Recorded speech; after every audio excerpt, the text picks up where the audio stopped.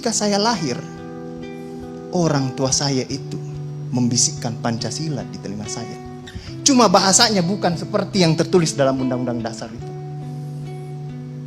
Dia membahasakan Allahu Akbar, Allahu Akbar, Asyhadu an la ilaha illallah, Asyhadu anna Muhammadar Rasulullah. Apa yang saya dengar di situ? Ketuhanan yang Maha Esa. Kita akan mendirikan sholat. Dan Al-Ankabut mengatakan sholat itu mencegah kamu dari perbuatan keji dan mungkar. Ada kemanusiaan yang adil dan beradab. Saya dengar di situ.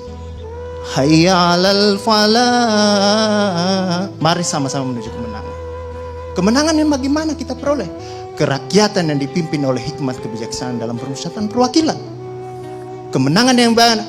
Keadilan sosial bagi seluruh rakyat Indonesia. 30 negara di seluruh dunia yang mengalami social unrest, krisis sosial, protes segala macam. Eropa, Spanyol, Prancis, Inggris, Afrika, Mozambik, Ekuador, Chili, segala macam itu. Ya. Dari 30 negara itu nggak ada yang mengalami problem radikalisme. Yang ada adalah krisis daya beli. Yang ada adalah protes publik terhadap pelayanan kesehatan yang memburuk. Yang ada adalah kritik panjang lebar yang menginginkan demokrasi di Hong Kong. Dan dunia ini sedang mengalami turbulensi karena soal justice, bukan karena radikalisme. Nah, seluruh problem di 30 negara itu ada di Indonesia sekarang. Dan gak ada orang yang mau bicara itu, orang pindah pada soal radikalisme. Ya.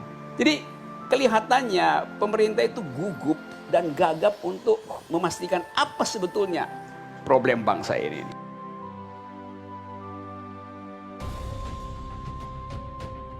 ILC itu 2016 ke bawah pernah tidak ada perdebatan yang Pak Karni angkat, perdebatan ketegangan antara kelompok Islam dan kelompok nasionalis. Bisa dibuka di situ. Tapi setelah itu banyak sekali filenya.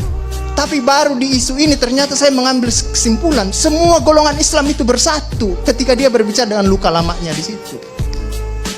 Jadi saya mulai membagi kelompok Islam ini. Ada kelompok Islam yang nyata-nyata dia menentang mengoposisi pemerintah.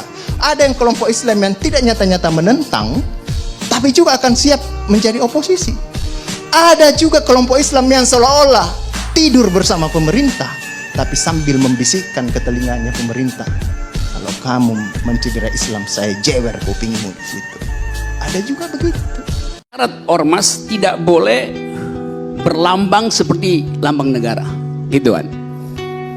Memang betul, karena ormas itu bukan negara. Tapi kemudian dikasih syarat yang kontroversi lagi itu. Ormas harus berdasarkan ideologi negara. Loh, di depan bilang nggak perlu, sekarang dibilang perlu gitu. Itu kan dua hal yang ngaco logikanya itu. Nah, di dalam demokrasi semua diizinkan kecuali yang dilarang. Sekarang dibalik, semua dilarang kecuali minta izin itu. Kalau dikatakan tadi bahwa ideologi Pancasila sudah final, di mana finalnya? Kalau udah final artinya ada di akhirat, itu namanya final itu. Selama kita hidup kita berubah pikiran per detik. Orientasi seksual saya berubah setiap detik. Imaji saya tentang Jokowi berubah setiap 2 detik. Pengetahuan saya tentang Habib Rizik berubah setiap 3 detik itu. Apa yang final?